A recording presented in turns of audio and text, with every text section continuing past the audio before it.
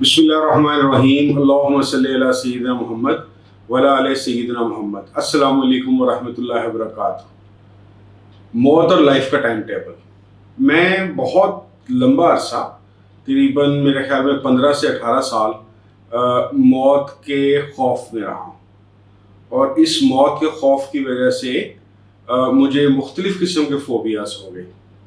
जिन दिनों मैं इस फोबियस के अंदर था तो लाइफ तो मेरी तंग थी, और मैं ये समझता था कि बहुत सारे ऐसे काम हैं जो मुझसे नहीं होते। ख़ास तौर पे एयर ट्रैवल बहुत मसला था मेरे लिए। लेकिन मौत का खौफ ख़त्म हो जाने के बाद लाइफ कितनी खूबसूरत हो सकती है, मुझे आज से 2 साल पहले तक इसका अंदाज़ा नहीं था।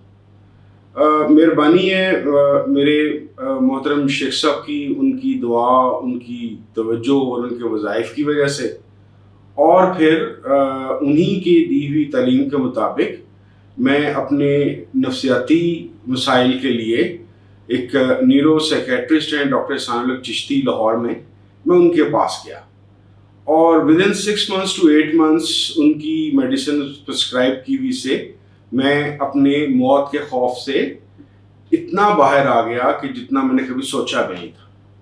लाइफ टोटली चेंज हो गई। मैंने ट्रैवल करना शुरू कर दिया, मैंने पहाड़ों का सफ़र करना शुरू कर दिया, मैंने जहाज़ के सफ़र ज़्यादा से ज़्यादा होने शुरू हो गए। यानी कि हर वो चीज़ जो मेरी लाइफ में रुकावट बनी हुई थी वो एकदम से ओपन हो गई। जब वो ओपन हुई तो मुझे इस बात का एहसास हुआ कि यार there are so many things जो मैं अपनी लाइफ में पिछले 15-18 साल से कर सकता था, लेकिन इन रुकावटों की वजह से मैंने अपने लाइफ की एक प्लानिंग ही डिस्टर्ब कर दी हुई। तो मुझे अब ऐसा लगता है कि जब बंदा मौत के खौफ से निकल आता है लेकिन मौत को एक हकीकत भी मान लेता है, तो उसके लाइफ का जो टाइम टेबल है वो तब्दील होना शुरू हो जाता है और वो एक इम्प्रूव फॉर्म में चला जाता है। जैसे जब मैं आपको अपनी मिसाल दूं, तो इन चीज़ों में से निकलने के बाद ये एक खाली कोई एंटरटेनमेंट नहीं थी कि मैंने पहाड़ों का सफ़र करना शुरू कर दिया या मैंने जहाज़ के सफ़र हर तरफ ज़्यादा से ज़्यादा करने शुरू कर लिए, बल्कि इसके पीछे मेरा कोई ना कोई मकसद होता था। मैं लिखना दोबारा शुरू हो गया, मैं किताबें पढ़कर उनको इम्प्लीमेंटेशन की तरफ ज़्यादा चला गया। मेरा क्योंकि दिमाग के पोर्शंस को जिनको मौत ने अपने शिकंजे में लिया हुआ था, जब वो आज़ाद हुए तो मेरी क्रिएटिव सेल्फ जो है मेरा ज़्यादा से ज़्यादा बाहर आ गया। तो मेरा असल में बात करने का आप लोगों से मकसद ये है कि अगर आप लोगों में से भी कोई डेथ फोबिया का शिकार है तो बराए मेहरबानी इसका इलाज ज़रूर कराइए। यू विल सी कि आपका कैरियर, आपके रोज़गार के मामलात, आपकी फैमिली लाइफ, आपकी क्रिएटिव लाइफ एकदम से ऐसी खूबसूरती से चेंज होगी कि आपकी लाइफ का सारा टाइम टेबल बदल जाएगा।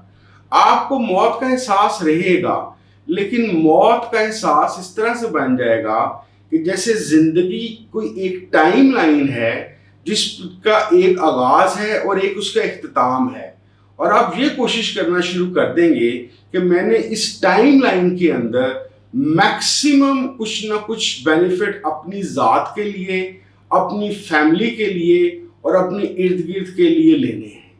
सो अगर आप चाहते हैं कि आपकी लाइफ का एक टाइम टेबल बने और आप अपनी दुनिया में इस वक्त को मैक्सिमम अच्छे तरीके से गुजारें, तो मौत को ज़रूर याद रखें, लेकिन मौत के खौफ में मुब्तला ना हो।